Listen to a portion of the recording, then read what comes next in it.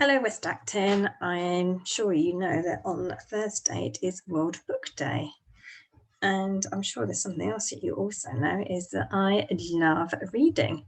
It's absolutely one of my favourite things to do. So in year one, we have been reading, and those of you who've been at West Acton in year one, you will know this book as well. We have been reading The Lonely Beast by Chris Judge. And it is a story of a lonely beast who goes on a quest to find some friends. He's very resilient and he doesn't give up until he finds his beast friends. I'm not going to read that story, but what I am going to read is another story by the same author, Chris Judge.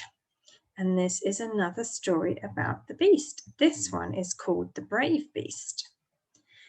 And in this story, he has to be extremely brave, and he shows courage, consideration, and collaboration, which I'm sure you will know are our school values.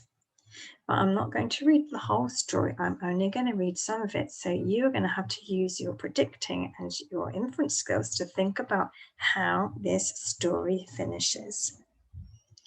Okay, so here we go. If you're all sitting comfortably, I will begin. The Brave Beast by Chris Judge. The beast was resting in his peaceful garden after a long day's work when he heard the noise of an aeroplane coming in to land. "Beast, beast, we need your help," said the pilot, rushing from the plane.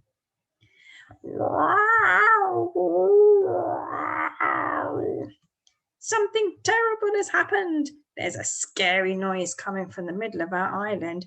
Wow, wow. Everyone is so frightened that they have left. It must be a truly ferocious monster to make so much noise. Will you help us to get rid of it, please?" Now, the beast felt very scared. But he decided to be brave and help the islanders. So they both boarded the plane and off they set. When they reached the island, the pilot was too scared to land. So the beast bravely leapt from the plane. Splash! And he swam ashore. He made his way towards the village.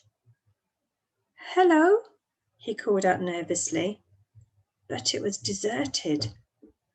He walked towards the middle of the island until he reached a deep, dark tunnel in the cliff. What happened? I'm not going to read any more of this. So you have to decide. Maybe you can decide what happened. Did the beast find out what was in the mountain? Did the villagers return? Wonder, why did the beast help the villagers? What happened? Now, you can make up your own story if you want to, or if you want to find out, you can have a look to see if you can find this book in your library, maybe your local library when it opens, or when we go back to school, you might be able to find this book in your library at school. So maybe you can see if you can find out what happens to the beast. I hope you find out, because I would love to know, did the villagers get the help that they needed? Now, whatever you do, whatever you read, have fun reading. And don't forget, you can read anywhere. You can read in your house, in the garden, in the park, at school, anywhere. So whatever you do, you make sure that you have lots of fun. So I shall see you all very soon. So bye-bye for now.